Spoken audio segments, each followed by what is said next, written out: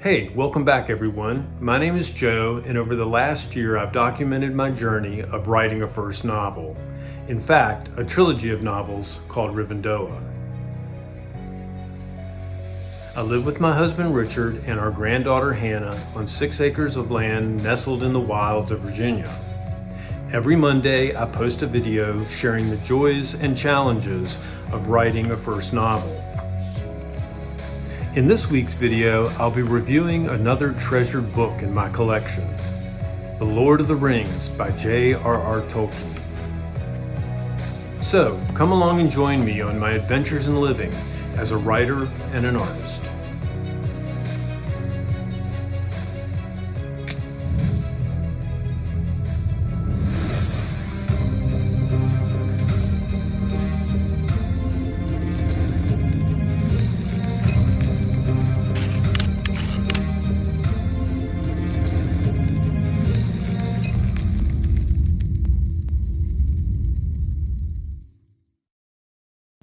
Hey everyone, welcome back to my author's channel here on YouTube. It looks like spring weather is here, and I have to admit I am looking forward to some warm weather for walks in the woods and for working in my garden. As you can see here, the first plants and flowers are beginning to come up out of the soil and bloom. And I'm excited to share that my Yoshima cherry is blooming for the first time ever this year. In today's video, I'm going to be offering up a review of Professor Tolkien's classic, The Lord of the Rings. Definitely one of my favorite books of all time. I have a little guest appearing with me today, Smeagol. And he may be popping in with a word or two now and again throughout this review. But anyway, say hello to Gollum and goodbye, Gollum. Anyway, hope you guys would join me today for this treasured book review on J.R.R Tolkien's The Lord of the Rings. Before I begin with my book review of Tolkien's The Lord of the Rings, I wanted to go ahead and give you guys an update on where I stand with my progress writing the first novel in my Rivendoah trilogy, The Wings of Shadow. I kind of feel like I have fallen behind a little bit this week. There's been a lot going on. I've had a lot of pressures kind of coming from different directions and things I've had to resolve and get done. So I haven't had as much chance to write this week as I would like. I also haven't had any major revelations like I shared in my video last week, which you can check out here, where I made blueberry pancakes out at the clearing. And you can go ahead and check it out if you didn't get a chance to see that video.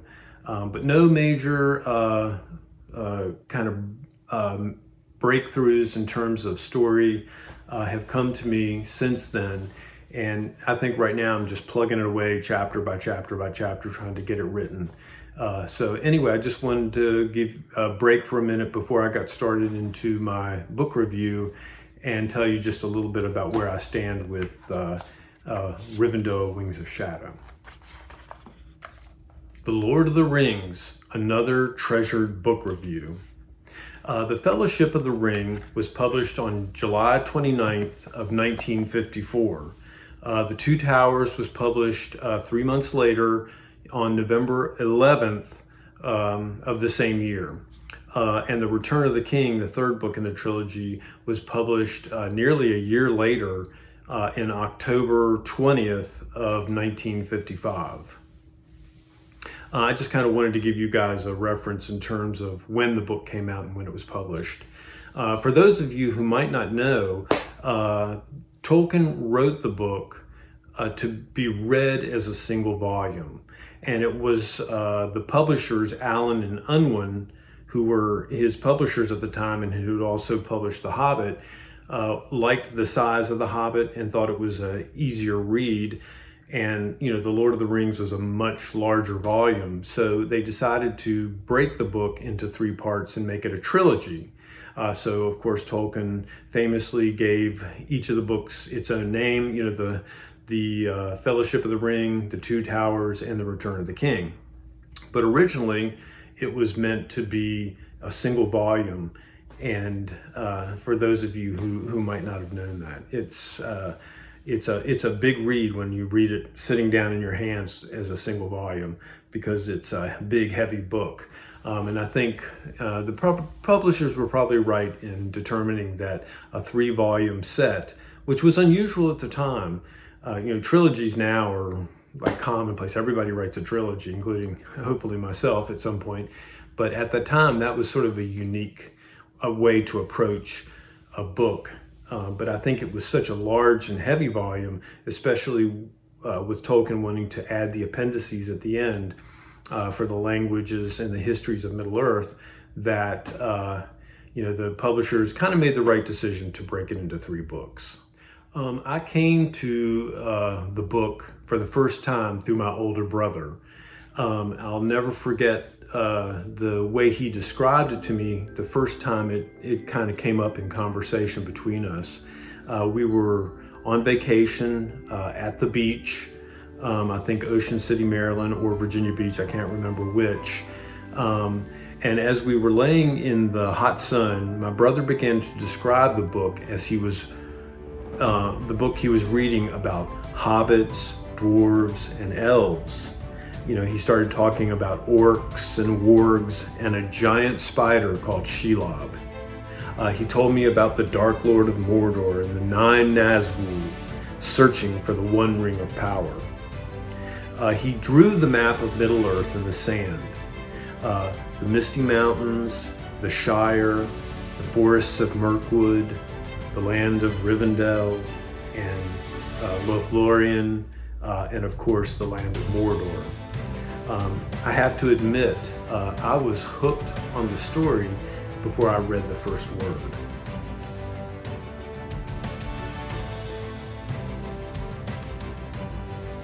I was probably too young at the time that I heard about the Lord of the Rings for the first time from my brother. I was probably 6 or 7 years old, and tackling a book as large as the Lord of the Rings was too much for me. And at that stage in my academic growth, reading was still very difficult for me. I hadn't kind of gotten over that hurdle of discovering the joy of reading. But I think it was the next year after that, maybe that year after that summer at the beach, that one of my teachers read and had us read The Hobbit during class. We'd read a little bit or a chapter every couple days, or maybe it was once a week, I can't remember, but it got me kind of through that first book of The Hobbit, which was, of course, more of a fairy tale type book than The Lord of the Rings is, which has a deeper, darker kind of aspect to it. But anyway, I think I was probably between 9 and 10 years old. That would have been 1969 or 1970, that I borrowed my brother's book, or a trilogy of books of the Lord of the Rings, which was one of the original copies. As you can see here, it was one of the original hardcover editions. I love the maps, Tolkien's illustrations, the golden eye of Sauron printed on the cover, and it was also printed on the binding and the woven cover inside, behind the dust jacket. And I was just fascinated by even the look of the books. It took me quite a while to read through the book the first time. It was very slow going. But actually, at the point where I got to the third book, The Return of the King, and finished it, I just skipped the appendices, was not interested in that in the time. But I actually picked up the Fellowship of the Ring and began the story all over again. I think I read it through twice from beginning to end right in a row, one time right after the other, because I was so enthralled with the world of Middle Earth and the story of Frodo and the Ring and the Dark Lord and Mordor and all the wonderful characters just really pulled me in as a reader. In many ways, The Lord of the Rings is a very simple story of good versus evil. It has a lot of depth beyond that, but for an 11-year-old kid, I was caught up in the fantasy of it. But I first read the book in, like I said, in 1969, 70, maybe it went into 71. I can't remember exactly, between 9 and 11 years old. But that was a time in this country that was full of upheaval and turmoil, and not only in the world outside, but for me in our family, it was also going through a lot of turmoil at that time. I was the youngest of 5 children, and my parents were going through a divorce at that time.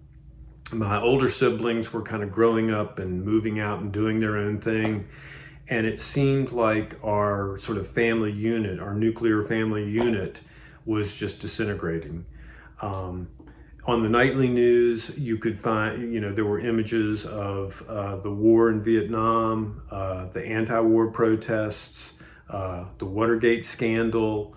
All that was sort of occurring at the same time, and which, those events kind of rocked our nation, and from one end to the other. And it really felt like to me that the world that I had known previously, which was, between the ages of, being a young child up to 9 or 10 years old, that world was suddenly changed. My view of that world, within the outside world and within my family. So, having a place to go, such as Middle Earth, to kind of escape those kind of crushing, difficult and complex issues that I was dealing with, it was kind of a wonderful escape for me. The complex changes that were happening in our family and in the world, as seen through the eyes of an 11-year-old boy, really was difficult. And having the book to go to as a place to kind of escape and get away, and where things were simpler, was very attractive to me at that time. I read The Lord of the Rings multiple times between the ages of 11 and 18, at which point I sort of graduated to other works of fiction and literature. For at least a decade, I didn't read the trilogy at all. Most of that time through my 20s. The first Lord of the Rings books that I read were my brother's, which he lent to me. Later, I sort of purchased my own set of paperbacks, which I read for many years during, I guess, my teen years. But eventually I sort of lost track of those editions. I don't know if I gave them away or lent them out, or they just sort of fell apart from having been read so much. But when I reached my late 20s, as I had said before, I was interested in finding another copy of The Lord of the Rings. That's when I discovered this new hardcover edition. It featured woven book covers with Tolkien's illustrations of the Eye of Sauron imprinted in gold and red on the covers. There were the large fold-out maps that I remembered from the original books I had read when I was a kid that had been my brother's. And the dust cover and slipcase featured the illustrations of Alan Lee, which is one of my favorite Tolkien artists. It was at this time that I began reading the books once a year, a sort of annual pilgrimage to Middle Earth. This edition that you can see here is well worn with spills and tears, and the bindings have become unglued because it was, in addition to just being my reading copy, it was also a working copy that I used as I began developing my own Lord of the Rings website, which I ran for nearly 20 years. This edition has definitely seen better days, but it will always be my favorite copy of the Lord of the Rings. In the late 90s, I purchased another copy of the Lord of the Rings called the Red Book of Westmarch Collector's Edition with slipcase. It is still sort of in pristine condition. I think I have it here, right here, and I'll show you some up close pictures of it. It's a beautiful edition, and I got it mainly to experience reading The Lord of the Rings as a single volume from cover to cover, which I have done really only about twice, because to be honest, it's a heavy book to lug around for everyday use and reading. You know, if you're sitting in a chair, it's fine, but if you're in bed or you're on the go, you know, it's not a book you want to, you know, be lugging around and reading. It is a beautiful book and has the maps, and, you know, like the other editions I showed you, has the beautiful fold-out maps, and it has a combination of red and black text. And I think the original edition of this came out in 1974. I think I got it in 94, maybe a little bit later. Maybe it was in the late 90s. I can't remember exactly. But it was totally reset. Lots of times when a book is printed, they really just take photocopies of each of the pages and reassemble it and use that to make the prints. In this, I think they totally reset it and made, you know, whatever minor corrections that Tolkien had made were supposedly included in this edition. So it's a treasured edition, but it's probably one that I don't read very often. So a few years ago, I finally got a new set of books in a trilogy form.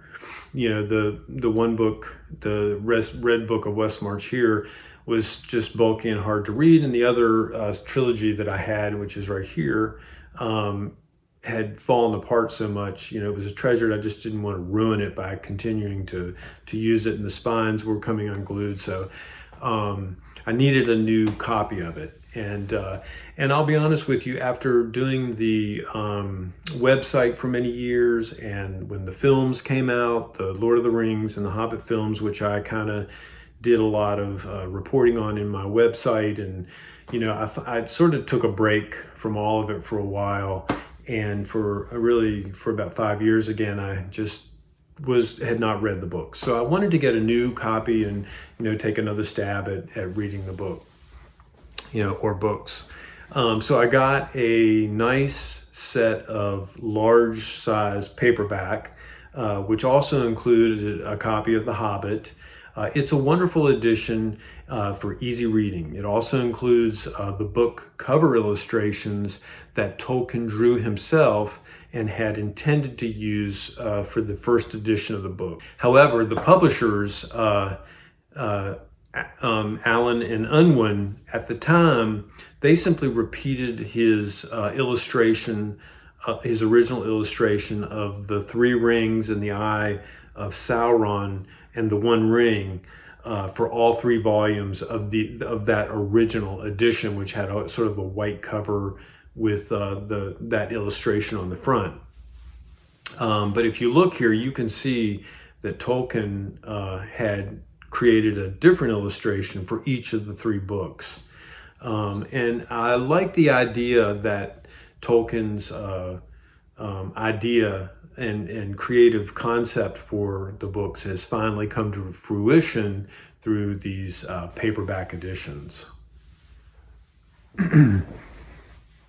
Okay, so you might be asking yourself why I chose The Lord of the Rings as my favorite book of all time. Why do I love the story so much?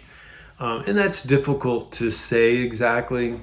I think part of the reason is because of when I read it. You know, I was an impressionable young boy of 11 years old at the time, and the story filled me with wonder and excitement and adventure.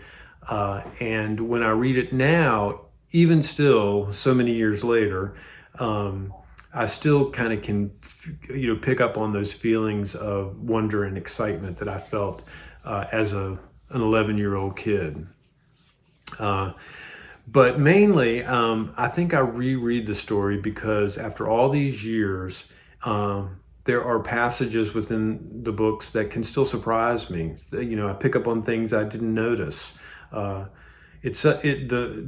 story is so in depth and the world so completely written that there are just parts of it that I'm still fascinated by, and I forget about, or I read about it and understand it for the first time. And I also think as you grow older, the story still holds up, and you can see it in a new light. The things that I get from the book reading it now as a 61-year-old are totally different than the things I got from it as an 11-year-old. The words hold a richness and meaning and depth that I would never have felt completely at that tender young age, but that I can now appreciate. But I think most importantly and above all else, it is simply a good story, and it's fun to read, and it transports you to a different world. It gets you out of your whatever complex things or difficulties you're facing, and just throws you right into this world of elves and hobbits and orcs and wizards, and and that's just, for me, that's a great way to kind of get away for a while. And then come back and tackle my life's problems. But I would have to say that above all else, I just enjoy reading it. So it will always be, kind of the number one book on my list of things that I enjoy reading. Well, I guess that kind of concludes my latest treasured book review. Wait, my precious. Do not forget to tell them. That was a really bad Gollum impression, but anyway, Gollum's telling me, or Smeagol, to remind you to give me a thumbs up if you like the content of this video, and please subscribe to my channel.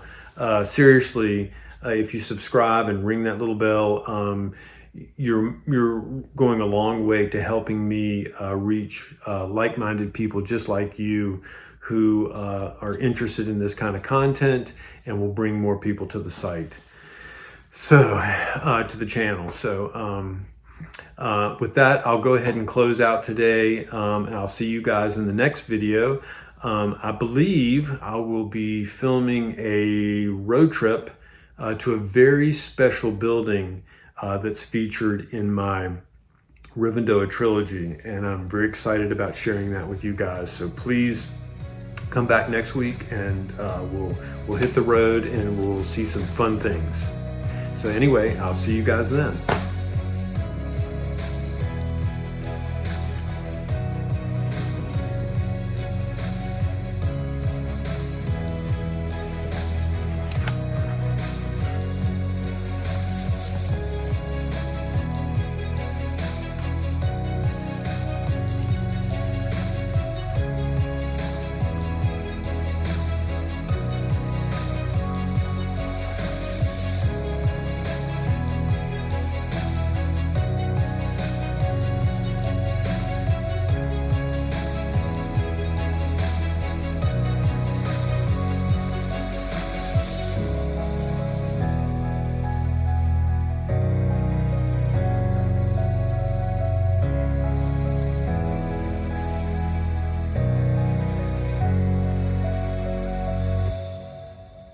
Look!